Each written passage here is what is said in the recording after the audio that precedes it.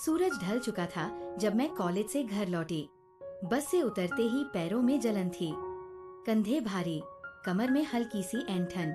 घर का दरवाजा खुला था, अंदर से पुरानी रेडियो की धुन आ रही थी।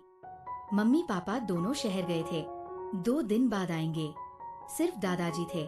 मैंने जूते उतारे, बैग को कोने में पटका और किचन में गई। वो वहाँ बैठे थे, चाय की प्याली हाथ में। आ गई बेटी, उनकी आवाज में वह पुरानी मिठास थी। मैंने हल्का मुस्कुराकर कहा, हाँ दादाजी, आज बहुत थक गई हूँ। वो उठे, मेरे पास आए, मेरे कंधे पर हाथ रखा। उनकी उंगलियां ठंडी थी, लेकिन छूते ही मेरे अंदर एक अजीब सी लहर दौड़ गई। दोस्तों, इतनी कहानी आपको अच्छी लगी है तो सबसे पहले वीडियो को लाइक करें और नीचे में लाल कलर का बटन मिला होगा जो कि सब्सक्राइब वाला होगा, उसे पर क्लिक करके चैनल को सब्सक्राइब कर दिया। चलिए कहानी शुरू करते हैं, जैसे कोई पुरानी याद जाग गई हो। चल बैरिया हुआ है, पहले चाय पी ले। मैंने प्याली ली, लेकिन नजरें उनके चेहरे पर टिकी रही। उनकी आंखों में अभी भी वह चमक थी, वो चमक जो कभी कभी मुझे अजीब लगती थी, जैसे वो मुझे सिर्फ बेटी की तरह नहीं देखते। चाय खत्म करते ही मैंने कहा, दादाजी, मेरा पूरा शरीर दर्द कर रहा है, कंधे, कमर, पैर, सब कुछ। वो चुपचाप मुझे देखते रहे, फिर धीरे से बोले, आ जाओ, मैं मालिश कर देता हूँ। बचपन में भी करता था ना। मैं हंस पड़ी, लेकिन अंदर कुछ हिल गया। अच्छा तो फिर कर दीजिए। वो मुस्कुराए, कमरे में गए। मैं बेडरूम में गई, बैग रखा और पेट के बल लेट गई। वो अंदर आए, हाथ में सरसों का तेल। लेट जा, मैं देखता हूँ। मैंने आंखें बंद कर ली। उन्होंने मेरे कंधों पर तेल डाला, पहले तो सिर्फ कंधे, फिर गर्दन। उनकी उंगलियां धीरे धीरे दबा रही थी। हर दबाव के साथ एक गर्म लहर मेरे अंदर फैलती। दादाजी, ये बहुत अच्छा लग रहा है, मैंने धीमे से कहा। वो बोले, चुप रह, मैं जानता हूँ कहाँ दर्द है। उनकी हथेलियां अब मेरी पीठ पर सरक रही थी। तेल की गर्मी, उनकी उंगलियों का दबाव, सब मिलकर एक लय बना रही थी। मैंने सांसें गहरी ली, फिर उनकी उंगलियां मेरी कमर तक आई, वहाँ थोड़ा ज्यादा दबाव। मैंने हल्का सा सिसकारी भरी। दर्द हो रहा है? वो पूछे। नहीं, बस अच्छा लग रहा है, मैंने कहा। उनकी उंगलियां अब मेरी कमर के दोनों तरफ घूम रही थी, जैसे कोई रस्सी बांध रहे हो, लेकिन वो रस्सी गर्म थी। फिर धीरे धीरे नीचे, मेरे पैरों तक। वो मेरे घुटनों के पीछे तेल लगाते हुए बोले, यहाँ भी दर्द है। मैंने हाँ में सिर हिलाया। उनकी उंगलियां अब मेरी जांघों पर थी, धीरे धीरे ऊपर, हर बार थोड़ा और ऊपर। मैंने सांस रोकी, वो रुक गए। क्या हुआ? मैंने पूछा। कुछ नहीं, बस देख रहा हूँ तू कितनी थकी है। उनकी आवाज में एक गहराई थी। फिर उन्होंने मेरी जांघों के अंदरूनी हिस्से पर हाथ रखा, सिर्फ हल्का सा दबाव, लेकिन वो दबाव मेरे पूरे शरीर में बिजली की तरह दौड़ा। मैंने आंखें खोली, उनके चेहरे की तरफ देखा। वो मुस्कुरा रहे थे, लेकिन वो मुस्कान अब बचपन वाली नहीं थी, वो कुछ और थी। दादाजी, ये मैंने कुछ कहना चाहा, लेकिन शब्द नहीं निकले। वो बोले, शश, आराम कर, मैं बस दर्द दूर कर रहा हूँ। उनकी उंगलियां अब मेरी कमर के नीचे पेट के पास सरक रही थी। तेल की गर्मी, उनकी सांसें मेरी गर्दन पर, सब मिलकर एक धुंध बना रहा था। मैंने पलटकर उन्हें देखा, उनकी आंखें मेरी आंखों में टिकी थी। तू बहुत सुंदर हो गई है, उन्होंने कहा। उनकी आवाज में कंपन था। मैंने कुछ नहीं कहा, बस उनकी तरफ देखती रही।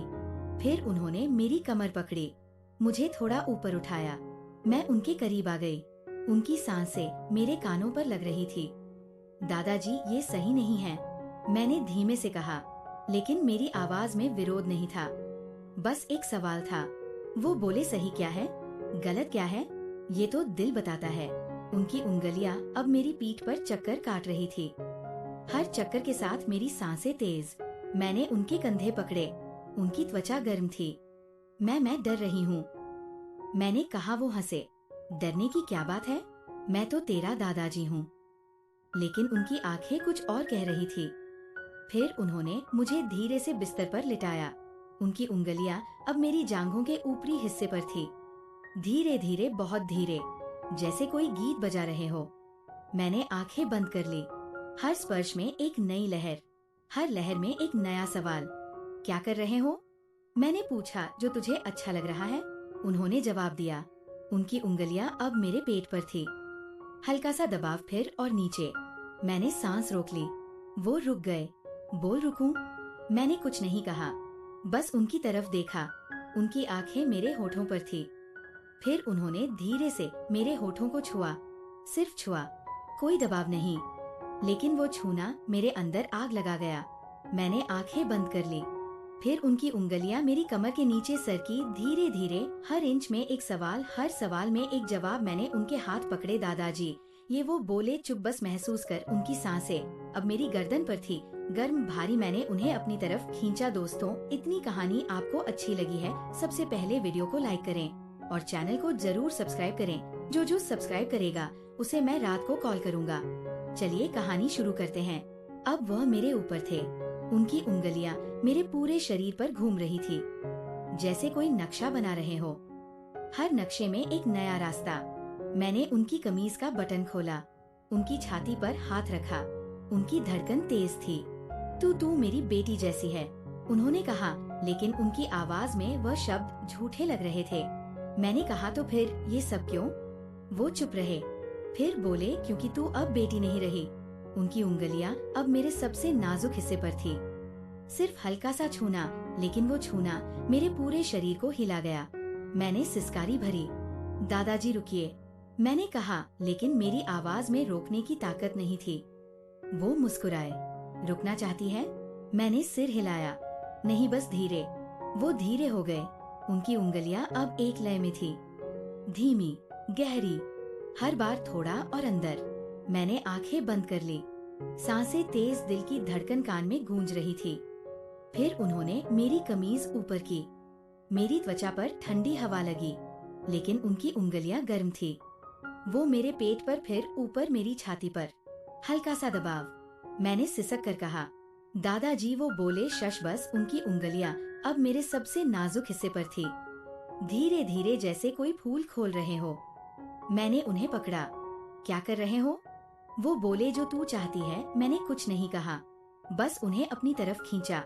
अब हम दोनों एक हो गए। उनकी सांसें मेरी सांसों में मिल गई। हर स्पर्श में एक नया राज, हर राज में एक नई गर्मी। मैंने उनकी पीठ पर नाखून गाड़े। वो हल्का सा करा है, लेकिन वह करा उनकी आंखों में खुशी थी। फिर सब धीरे धीरे शांत हो गया। हम दोनों चुप, सांसें भारी, त्वचा गर्म। मैंने उनकी आंखों में देखा। वो मुस्कुरा रहे थे, लेकिन वो मुस्कान अब प्यार वाली नहीं थी, वो कुछ और थी।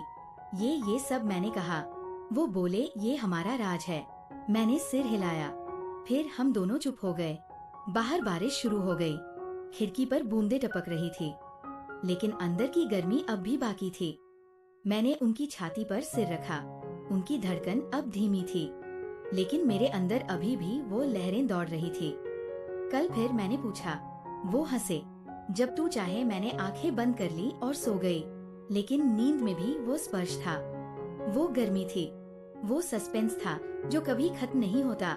दोस्तों, आपको ऐसे ही कहानी सुनाने में अच्छी लगती है तो सबसे पहले वीडियो को लाइक कर दें और चैनल को सब्सक्राइब कर दें। सब्सक्राइब करने के बाद मैं इसका नेक्स्ट 5